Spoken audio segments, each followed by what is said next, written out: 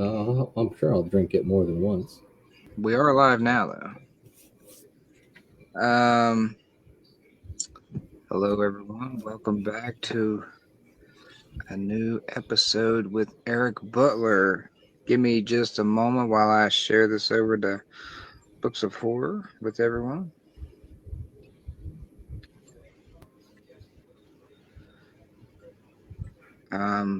While you're all waiting, Eric's going to recite Shakespeare to us. To be or not to be? That is the question. That's all I got. That'd be cool if I knew something else to say.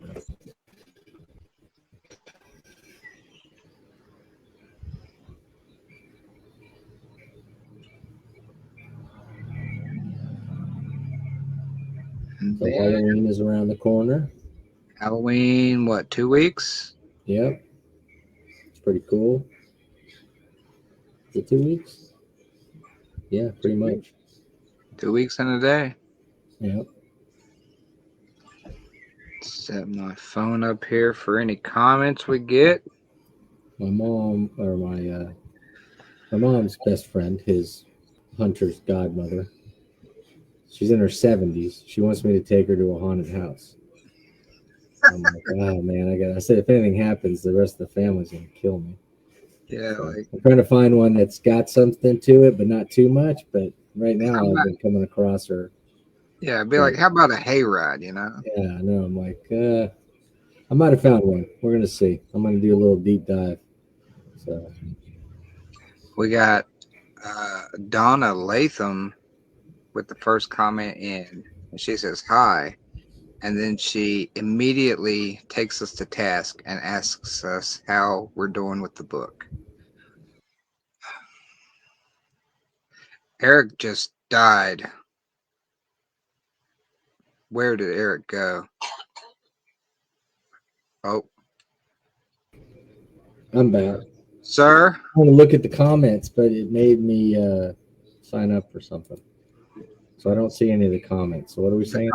The comments, yeah, that's one of the things that they put behind the paywall since we started using this service. You get to see it. Donna says, how are you guys doing with the book? Oh, the book, I'm enjoying the book, and I'll be done very quickly. So for me, I procrastinated a little bit, as in like we got 2 weeks to get there, less than 2 weeks now. I thought I had a copy. I went through my layman collection, could not find it because I think I told you why I would not keep that book in my collection. So I ordered an exorbitantly priced copy off of Amazon. Just get the ebook. I did not see an ebook for sale. Oh, I didn't look because I have a copy. If in case anybody's curious what we're talking about, every year we do a Halloween episode on what's in the box. And for the last couple of years, RJ has been gracious enough to come over and read the book and discuss it with us. We started off with one of his favorites, and then last year, which was what is it, the Halloween Tree? Halloween Tree was my pick. And then last year we did Al Sorrentino. Yep. Halloween something. Town, maybe? I don't remember what it was called now. And it was the Orangefield Chronicles, book 1 of that series. Yeah, whatever it's called. I think it's Horrorween. Horrorween, that's it. And then this year I picked, and we've been doing a series on Richard Lehman over there, and so I thought I'd tie the two together. And I picked All Hallows Eve, and RJ immediately protested, but we put our foot down. So yeah, we're going to read it, and then we're going to hear why he hates it and why. Yeah. I don't remember it, to be honest. It's been so long since I've read it. It's one of the lesser celebrated books by him, and maybe we'll find out why. It's very hard to come by a copy. Maybe that's why it's lesser known. Maybe, but I started it yesterday, but I went through it, so I'm enjoying it. My copy came in the mail yesterday, so Okay, I cool. will So we're on start. schedule. We'll be good.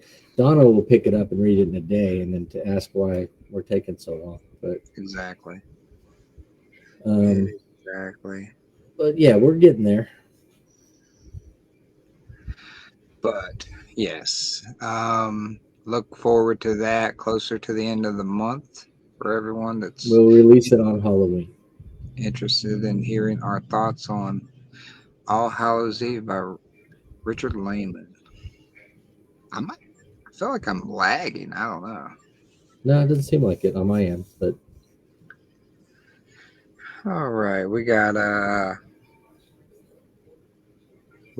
Mike Annenbach in here, and we got Candace Nola in here saying, "Hey, what's up?"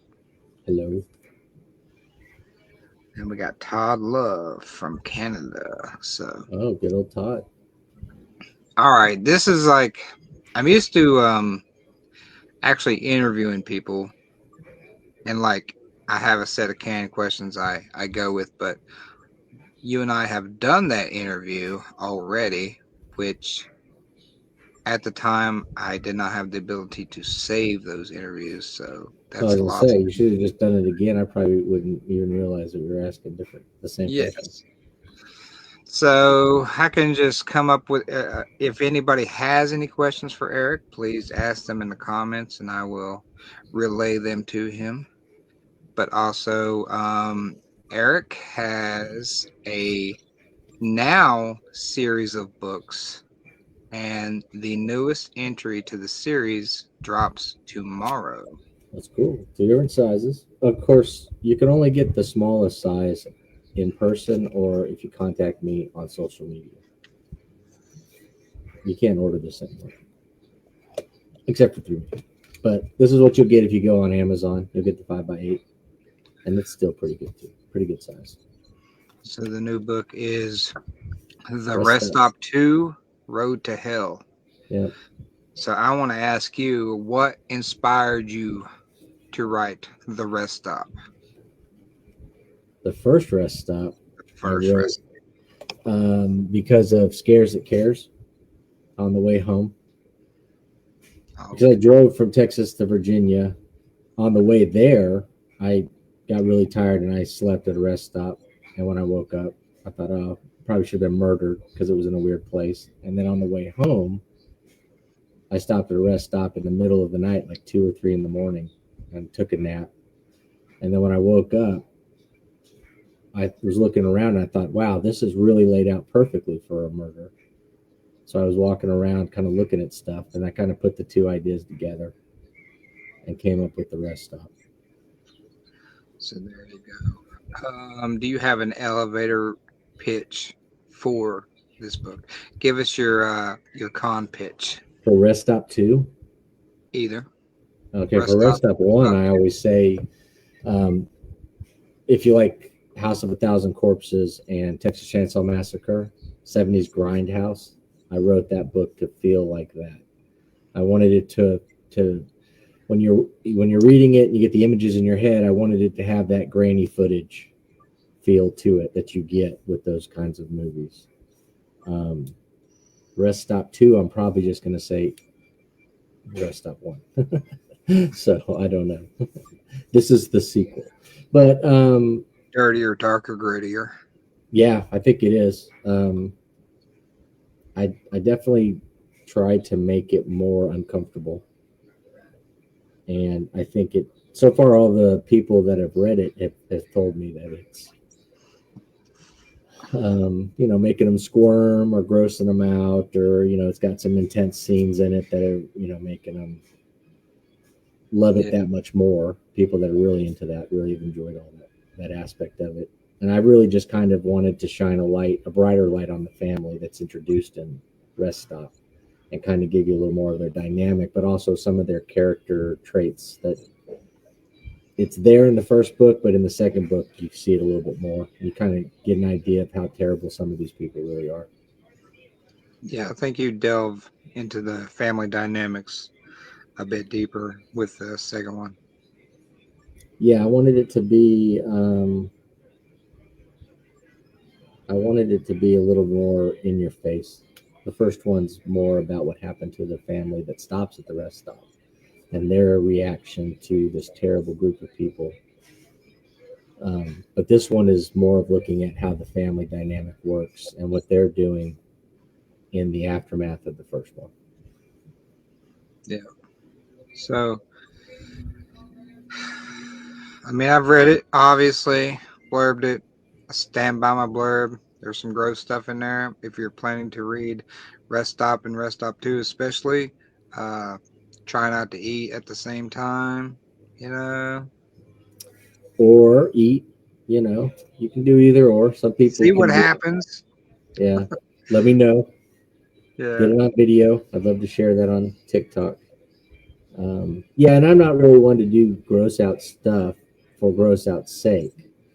So I think that the stuff I did ties in though with the book. I mean, it's there for a purpose, Yeah. and and the idea is I'm going to write a third chapter to it, third section that deals with the present storyline. But I have some ideas on doing some in the past kind of stuff, which will give you an idea of why some of the characters, Jimbo and Skeeter, are the way they are, Yeah. and give us an introduction to and expand Dixie, who's a new character that I introduced in the rest stop too. And so, Donna just mentions that she loves Dixie. yeah, she's a fun character, and I enjoyed writing her. And I had a feeling that she was going to steal the show. And I think I might put her front and center in the third one. We had Jake Lerner pop in, say he's just sending all the love. So, love you too, Jake. Awesome Yeah, for human sure. being. Thanks for stopping by. I think if I've seen the buzz around the Facebook for Rest Stop 2 people that's read it, it seems like a fan favorite is also like Skeeter. Yeah, I think he's a character people love to hate, Yeah, and they kind of enjoy what he's doing, but at the same time they can be totally horrified by it, you know, and and hate on his attitude. But he's the kind of person that wouldn't care, and he would yeah, just go do what he's going to do. But yeah, no, he's a terrible person, and it's kind of fun to see what path his character takes as I'm writing this stuff. right. He really kind of took front and center of the first one, so Yeah, and that is the dealing with some consequences. That's the beginning of the Rest Stop 2, correct? With that character. yeah, we kind of get an idea of where the family has shifted from the end of the first one, Yeah, and what's it being done to try and fix um, some of the problems that ended up happening after the first one. Now, if you don't want to read Rest Stop 1, you don't have to. You can jump right into 2. It's a complete story, but there will be references to some of the things that happened in 1. And both books are relatively short. They're kind of quick reads. So yeah.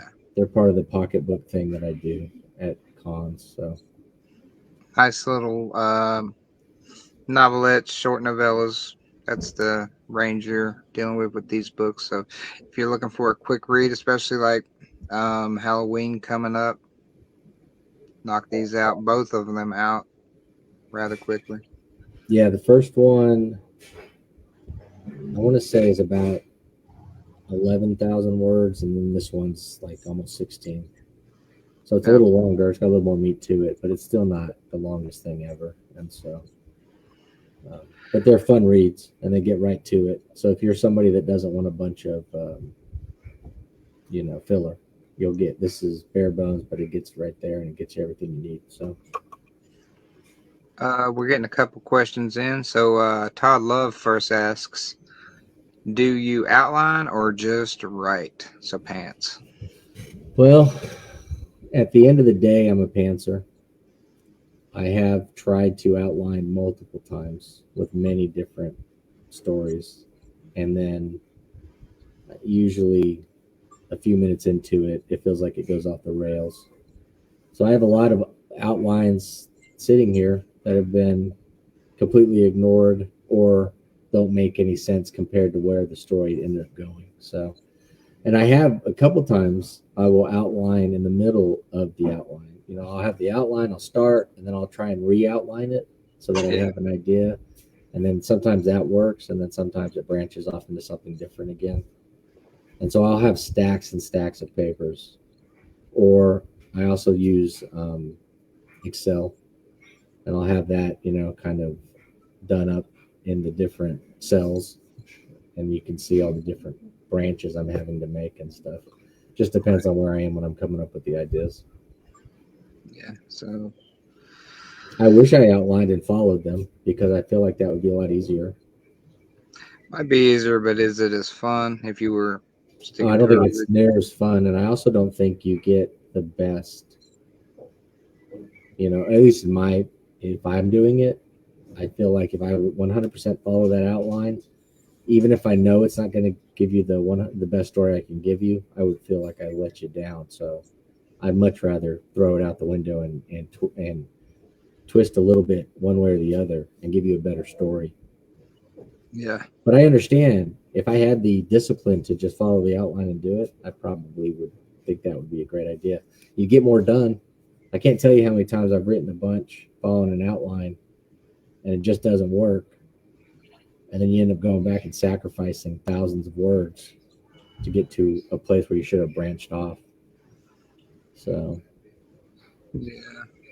I mean, yeah, everybody's process is different. That's why it's a good question to ask the author. So, great question, Todd. All right, we got the most important question of the night coming from Candace Nola, and she asks, "Who is your favorite author, and why is it Donna?" well, there you go. There's the answer. Because it's Donna. And if I'm a gun to head favorite, it's Richard Lehman is the guy for that's I love Richard Lehman. I wouldn't write what I write without him probably, but um, I'm a huge Robert Jordan fan, so a lot of my style is based off of Robert Jordan, It's actually surprising to hear, and but so not well. If you know Eric, you know he collects a lot of variety of things, like detective yeah, novels, old love school Sherlock detective Holmes. novels, So, and I like and then Sherlock Holmes that isn't just specifically in the canon, but like have been written by other people doing what they think is Sherlock Holmes. yeah, So, so to hear you go like high fantasy Robert Jordan. oh yeah, that's my. In the old days, I would read it, and then the book was going to come out. I'd reread what he had done up into that book, and then the next year I'd reread, and do it that way. And then, but now every couple of years I sit down and read the whole series again. I And for really like. anybody that doesn't know what Robert Jordan's famous for, his most notable work, it is the Wheel of Time series. Yes, love that series. But he also wrote a whole bunch of Conan books too, and they're really cool. And I Yeah. like reading those. You're also a And huge comic book nerd. Robert Jordan is, or I am. You probably Okay. both. Probably Yeah, I don't both. know about Jordan for sure, but yeah, no. Right now, I'm reading The Incredible Hulk from the early '80s, late '70s, early '80s. I'm reading that run, and I'm about to shift to Ghost Rider from the '90s with Danny Ketch to celebrate Halloween with some Ghost Rider, and then I'm thinking maybe X-Men or Batman. Always Batman or X-Men. Yeah, both would be fun. I have, I have, I have some question from DC that I wanted to get into too. So just a matter of that one's in a big omnibus, so I got to lug it around. So that's kind of a pain in the butt. Yeah. But I might Um, shift to the question because that stuff's really good. Tony Tony Evans dropped in just to say he was trick or treating with his kids at the moment, but wanted to send love to you. Tony's awesome. I've been reading his newest one, the Hodgepodge of Horror, Yeah. and it's really good too. He's always really good for a story. I like his style, and Tony does a really good short story, which I'm Matt not a huge Lutt. fan of short stories, and so when Yes. somebody does them really well, it stands out. Matt Lutton drops in and asks, he said he thought there would be huskies. They're downstairs, and I'm on a computer, so I can't walk around and find them. They're hanging out with the mom. Huskies are indisposed at the moment. Yep, unfortunately. I'll have to get a setup downstairs so they can pop in a little more. Candace Noah wants to know when you're going to unalive her in a story. Death by huskies, possibly. By crows. By pond scum. Yeah, I might work on it. I've got a couple ideas, so sometimes she might be in the next Dawn, Texas, or there is a third Poplick in the works. So Yeah. So yeah, you're just sitting around thinking about how to unalive all your friends. So yeah. I've got a notebook full of it. Who to kill and when, or who to make suffer and keep alive. So There's a lot of husky talk in these comments. is there? I know. I wish I should I know. take the gate down. I know. Stupid. They get upstairs, they get the cat's food and everything else, so they're locked downstairs. Todd Love comes with another great question. He says, "How do you pick a character's name?" That is a good question. Those are the hardest thing to do, because then you're like, well, a lot of times you pick a name, you just want it to be the name, but then in the community, a lot of times people pick names because they're picking people they know, and I don't do that very often, and so I don't want people to think if I'm using Michael or whatever, I'm using their name, because I could just be using a Mike or a Michael or an RJ. But a lot of times, it's when you run into those unique names and you can't overuse them then, because everybody's going to know exactly who it is. Yeah, and a lot of times I'm not writing about a person, it's just a name or whatever. But I do have, let's see if I can do it without making anything over. So against the wall, I've got these inspirational movie posters, and a lot of times I will pull a name off of the credits. So that's there, and then from there I might shift it and change the spelling of the name or something like that. But a lot of these names will pop up in stories. Yeah. And then depending on if it's time specific, because Dawn, Texas jumps around in time periods, and Ephraim Godwin takes place in Victorian England, I will look up a list of names that were popular at that time and try and find one that matches what I'm trying to do, so that it's age appropriate or time appropriate. So, yeah. On the very rare occasion, sometimes you'll just have that character name and it's what it must be, and you'll have it right off the bat. On the very rare, was that way. Yeah. I mean, that was the easiest part of Sins of the Past, was naming that first character. Yeah. And then, but other than that, I struggle with names. And then let's not even get into coming up with the title of the book or the story. A lot of times that's 10 times harder. Rarely do I have that to begin with. And so, but yeah, people's names, it's usually coming off of those movies. Or if I'm looking at Young Frankenstein, I might think of a different movie by Mel Brooks, and then come up with the name that way, and kind of just do it that, or add different people's names, or things like that. Yeah. Another hard thing is last names too. Trying to come up with a good last name that's not overused a lot. Yeah, make a name, make like first names.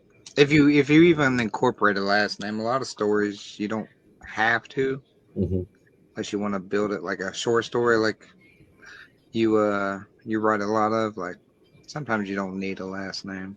Yeah, I mean sometimes it's just like a backstory. It's not necessary. You can just have the character in the moment, or not even use a name. That's something I had to do on Rest Up too. I introduced a last name. No last names were used at all in the first book, and so I I had to because of the way that the person's identified and communicated with. I needed to use her last name, but if I could have, I would have not Yeah. ever introduced the last name into the rest stop world. Donna says, you're such a great resource to learn about new to you authors in many genres.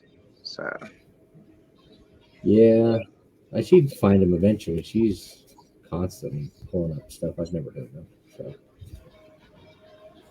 but and that's then really nice. Mike says, Danny Kitch was trash. Team Johnny Blaze. No, he's not wrong. He's So not this wrong is at Ghost all. Rider. Yes, he's going back to Ghost Rider. Yeah, Johnny Blaze was the goat, but by the time that they reinvented it in the '90s, um, Blaze wasn't around. They weren't doing it. But without Catch, they don't reintroduce Johnny Blaze into the series. We don't get Midnight Suns, and then we don't get Johnny Blaze coming back and becoming Ghost Rider again. Um, so it all ties together. But the cool thing about Danny Ketch isn't him being Ghost Rider. It's that Mark Texeira does the artwork, and Yeah. that's why it's amazing. But no, I can't argue with Mike at all on that one. So, and they were a little grittier. I mean, they were more. I mean, the original Ghost Rider, it had some darkness and stuff too. The whole idea of him becoming Ghost Rider, but in Danny Ketch's version, he's dealing with a lot of like supernatural serial killers and stuff, and a lot of Yeah. monsters. A little bit more so. That's what kind of why I thought it would be a fun Halloween read, was because there's more of that in there, and it's a little more brutal than the early Johnny Blaze stuff. But then when they reinvent it and they start putting out, and Jason Aaron starts doing it, then it does kind of take over that hell on earth kind of feel to it and stuff. But yeah, no, I agree with Mike. In the long run, Blaze is the best. Although there's a third one, I can't ever remember his name, but he drives a car. It's a Latino guy, and he drives Yeah. a car. Is it Reyes? I think it's Reyes, yeah. And I like his storyline too. It's a fun one to read. And he was in the Avengers for a little while as that character. And it's based off, I think, of what they came up with in Shield, Agents of Shield. Yeah. And then they introduced him into the comics. I don't think he was a comics first creation, but it's an interesting idea. And Ghost Rider being able to quote unquote ghost ride anything is kind of cool. I really like when they do like the cowboy thing and they ghost ride the horse and the horse is on fire and stuff. That's kind of cool. Yeah, Robbie Reyes. Yeah, that's it. And that falls perfectly into Marvel's naming system, which is another way you can do it. Everybody, double your letters. Matt Murdock, Bruce Banner, Absolutely. So yeah. That was some nurse stuff. It made me think of a question for you right off the top of my head. We touched on a little bit about you and your passion for like the old school detective novels and the Sherlock Holmes stuff. And have you ever incorporated that trope into your writing, or do you plan to in the future, like an actual straight up detective story? I think it's a little bit in Sins of the Past because that's what they're trying to do. And so when I tell people about it, I'll say it's a mixture of Sherlock Holmes, Murdoch Mysteries, which is a Canadian Sherlock Holmes character kind of thing, and then Cthulhu. But the whole point of it is the guy trying to disprove the mystery of the supernatural, and then having evidence say otherwise. Yeah. But they're going through the town trying to find people and stuff, and it's got more of the elements of a mystery. I just got a huge stack of Agatha Christie at a library sale, like 20 of them or something. And I'm a huge fan of 10 Little Indians, and then there were none. That book that she's done. I mean, I collect the movies of that specific movie, that specific story. I've got like 4 or 5 of them on DVD or Blu-ray and stuff, and I've got a couple of the books and stuff. And I enjoyed that one, so I'm going to read more of her stuff. And I was thinking about trying to come up with maybe a line that was more mystery than it was anything else. So But you I'm not sure my brain works that way. yeah, but like I don't think it's an overused trope any longer. It may have been at one point, but like the occult detective is Yeah. like one of my favorite little Yeah, those soaps. are always fun. And I've always thought about that, or maybe doing like, I've always had the idea of wanting to do a vampire hunter Yeah, storyline where he's having to solve mysteries to figure out who the vampires are and hunt them down and stuff like that. But then I'm not a huge vampire fan, so then I was like, well, maybe Monster Hunter. And then I think when I was thinking about it, there was a little bit of a influx of more of those kinds of books or characters or TV shows, and so I kind of probably put it on the back burner. But I thought that would be a fun way to incorporate multiple different, monster ideas, characters that you could do in one series.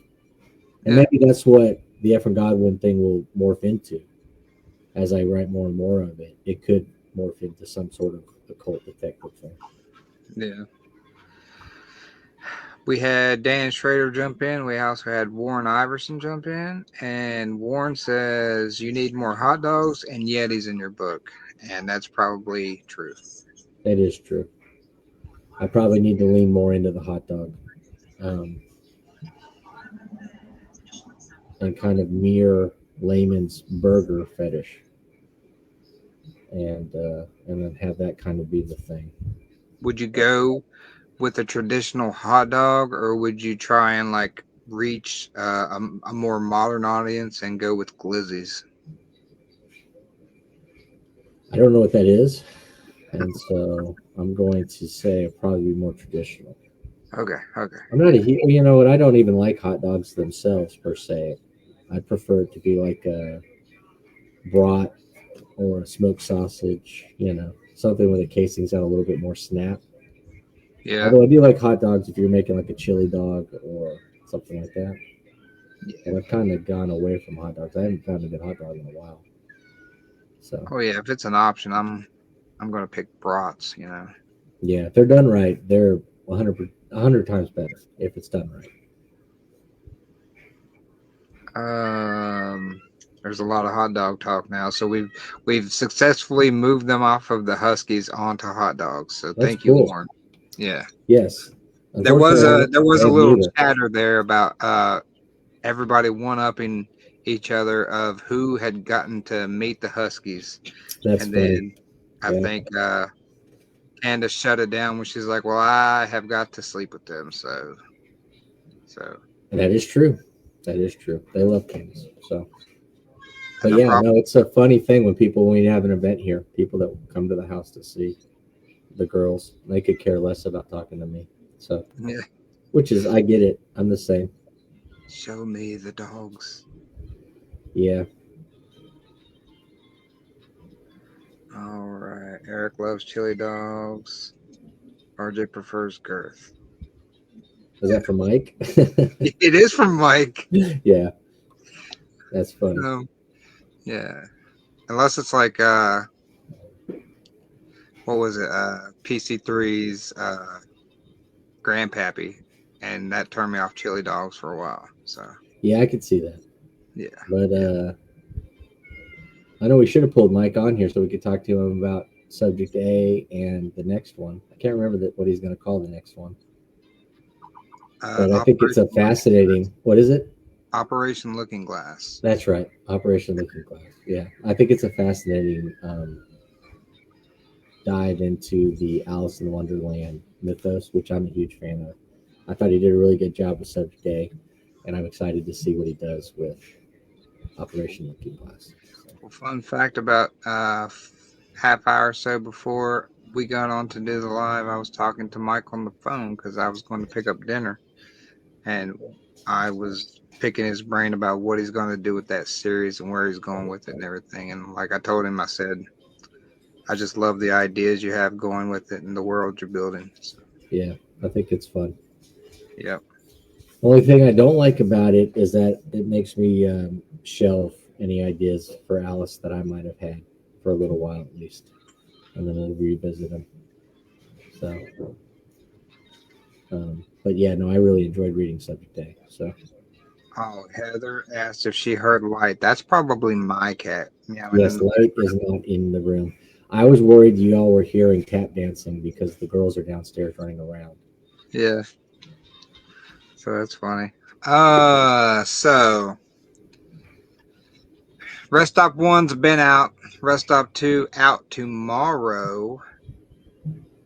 I mean, it's so hard to predict the future, but what are you aiming for Rest Stop 3 for people that are going to want to continue on with this series? Because no spoilers, but like, there's definitely going to be a Rest Stop 3. Yeah, yeah, for sure. I made it so that there would be a third one, and Sometime next year, obviously. yeah, I was thinking of pushing it and doing it at the same time, another one in October. But if I get the outline done that I can ignore, um, maybe I'll have it done by scares. I was thinking about shuffling some things around and putting it higher up, and then trying to get it done so that when I go to scares, I could have all three of them. Yeah. But that would be ambitious. It would be ambitious, but I think it's doable. Yeah. I know. But I know it took you. Yeah, I was like there alongside you as you was writing Rest Stop 3. But also, like, you got a lot of side projects aside from that. You got a lot of other things you've been wanting to get to, back to Don, Texas and stuff. yeah, that's the problem. I was hoping to have a couple different choices or avenues of things done so that when I got to these events next year that they would be filled out. But I enjoyed Rest Stop too, and I kind of want to keep that momentum going. So Especially while it's fresh in your head. yeah, I kind of still got the vibe to it because it's funny when I sat down to do Rest Stop 2, had to reread the first one because I didn't remember anything, and it was just a lot of me going, "Oh, I don't remember doing that," and what the hell was I thinking here? And so, I shocked that I did this. The whole time I was selling it, I'd forgotten half of the stuff I'd put in there. I was like, "Oh, this is way more graphic than I remember it being." So then I had to ramp it up, I guess, for 2. Yeah. Yeah. So, all out for Rest Stop 3 then. Yeah, I'm hoping to do Rest Stop 3, and then I think what I'll do is a collection where it has all 3 of them together in one of the larger formats with maybe some short stories that focus on Skeeter and Jimbo and Dixie when they're younger. And then you'll get an idea of what they're like. Now that may be that may be too ambitious for scares. I may just have the third one out, and then maybe the next year I'll have a collection with all the other stuff added in to make the collection worth looking at for folks that have purchased the smaller books.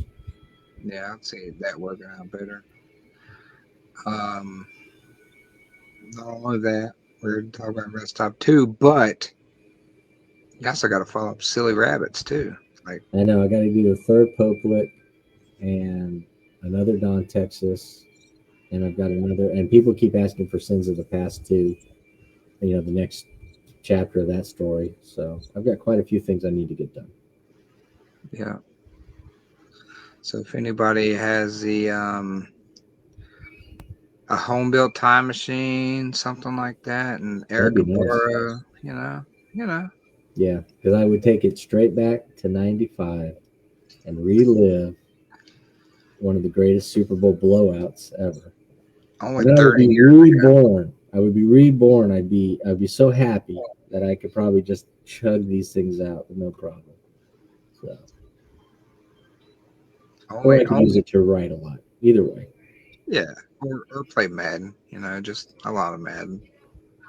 I'd like to go back to the year that the Madden came out for PS2, the first year.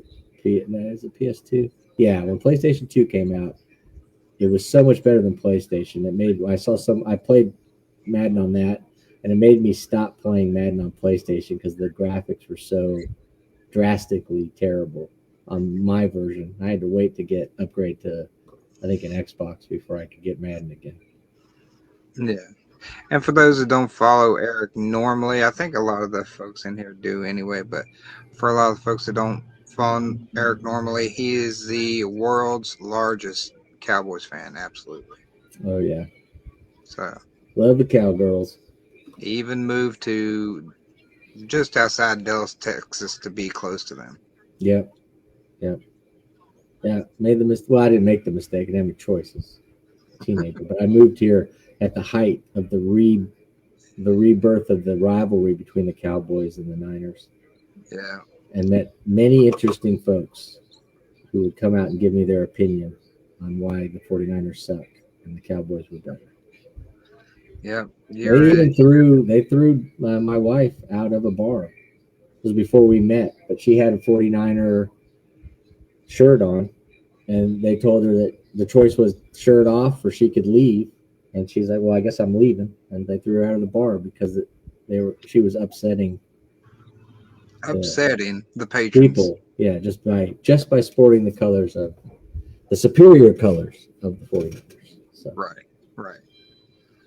That's wild. That's Texas, though, you know? Yeah, it's crazy. Well, it's fun now because they've all lost that spirit.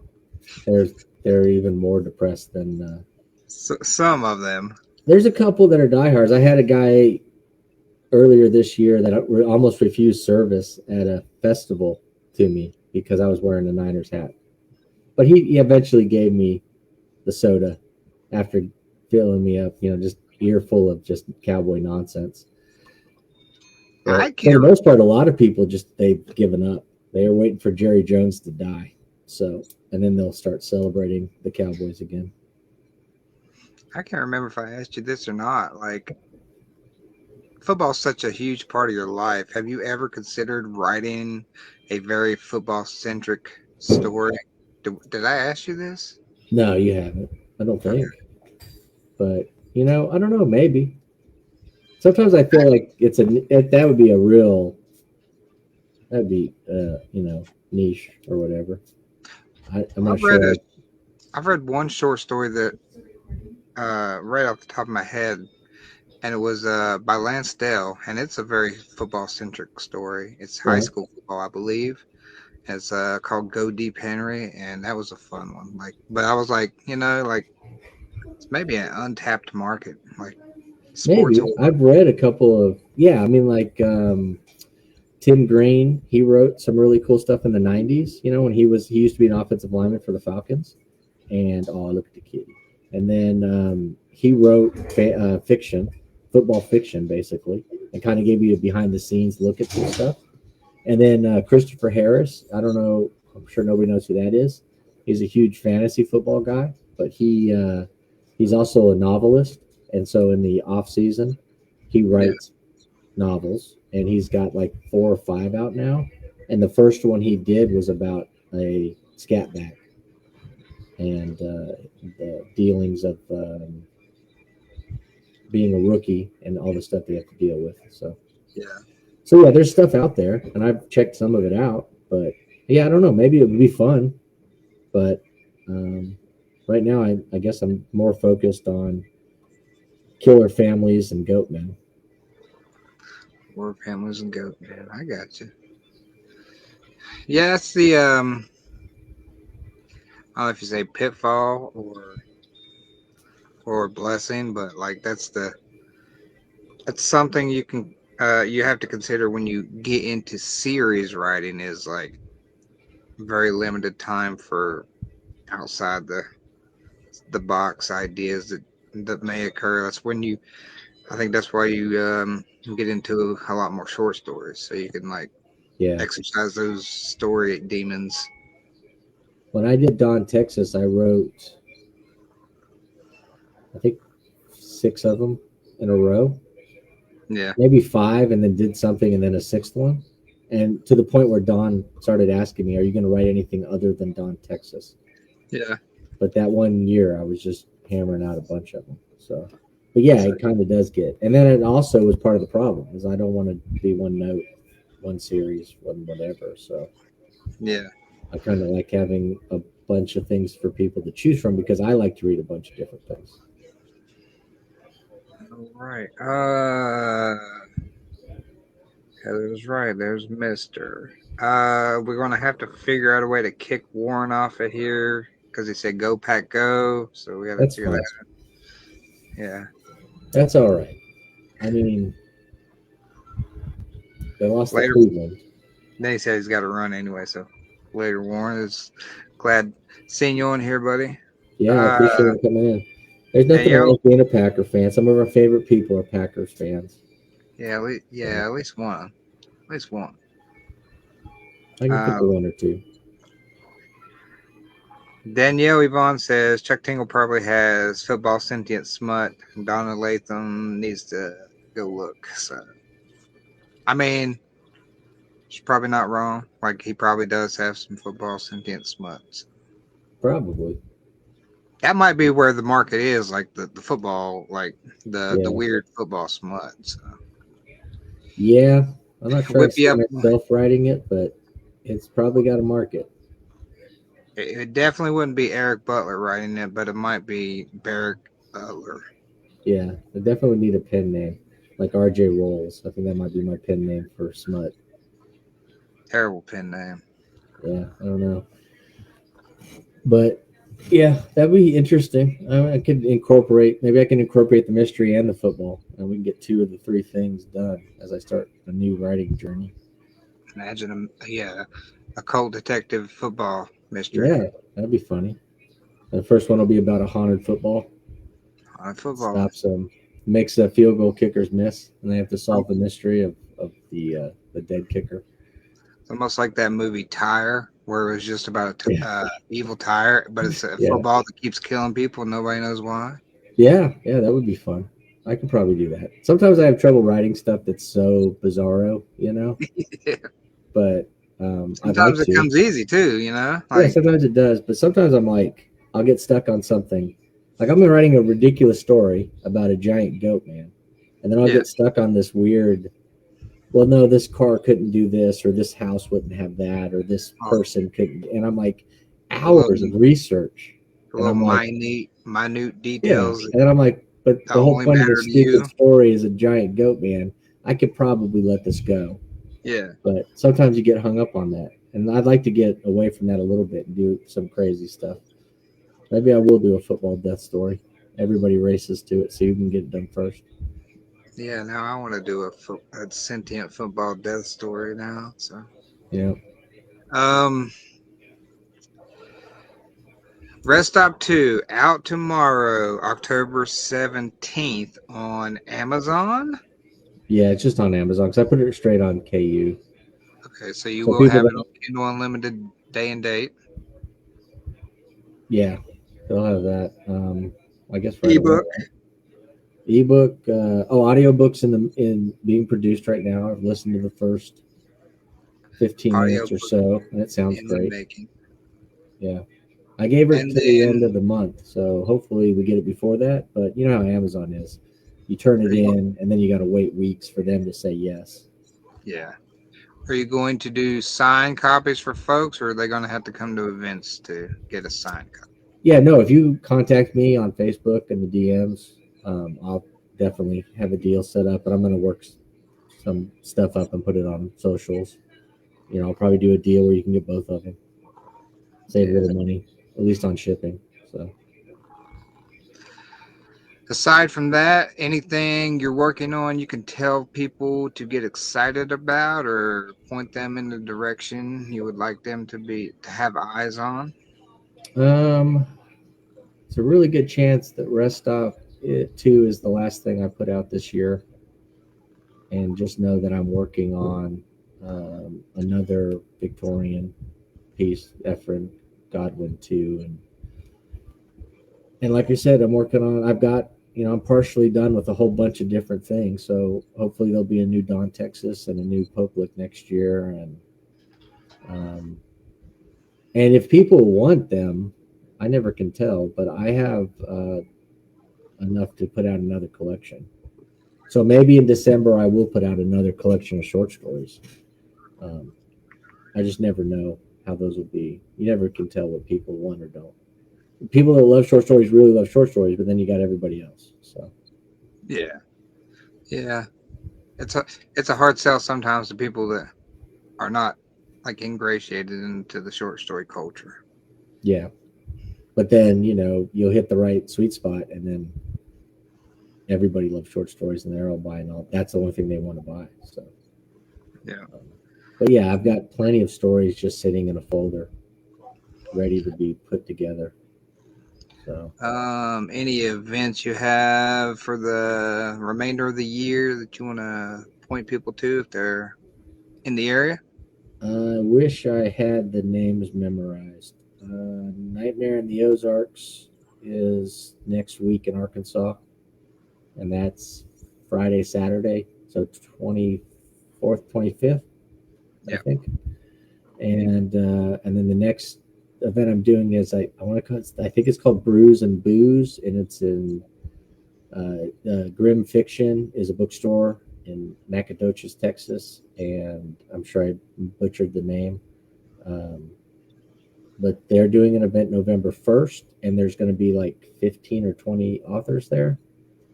Jay Mauser, um, Roland Bursey, Paul Avery Tyndall, Reverend Derek Cloud, myself.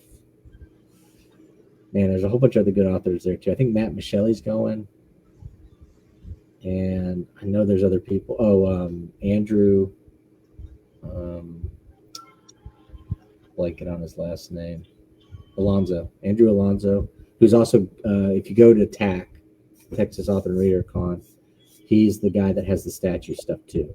He Monster Maker. He makes these really cool collectible statues based on horror movies and stuff. He does science fiction horror. He's a really good dude. And he's got some cool stuff to check out. And there's a whole bunch of other authors that are going, and I'm blanking on the rest of them. And then I also, after that, I'm doing an event with Mike Enenbach and Patrick C. Harrison III and Chris Miller in Greenville, Texas. And I don't remember the name of it. It's a wine thing though, so it's at a winery, and I'll have information on my page, and I'll share about it probably in Books of Horror and stuff, because there's going to be multiple horror authors there. But it's going to be more multi-genre too. He's got a whole bunch of different genres covered. So, and then I think after that, there's one of those Evil Embers events that's taking place in Texas. I'm signed up for that too.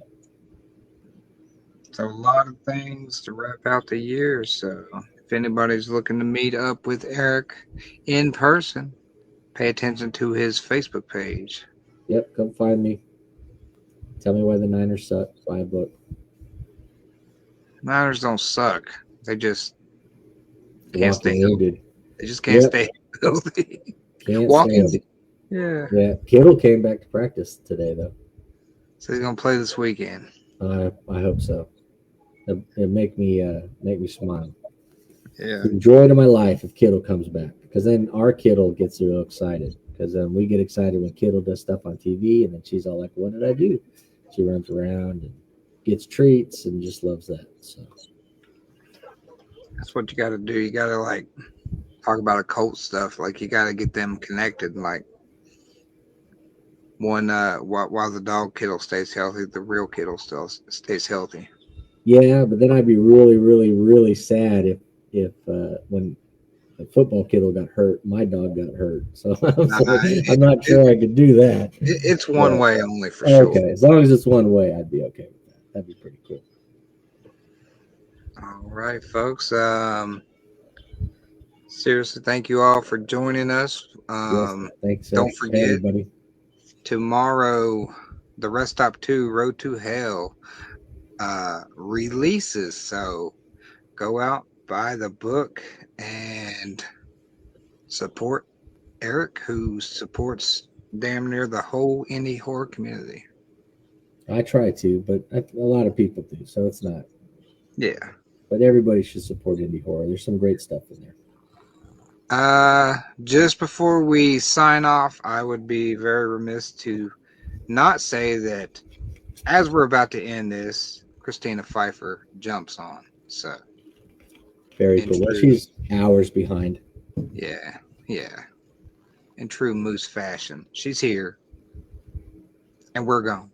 So, Take it easy. all right. Thank you, everyone.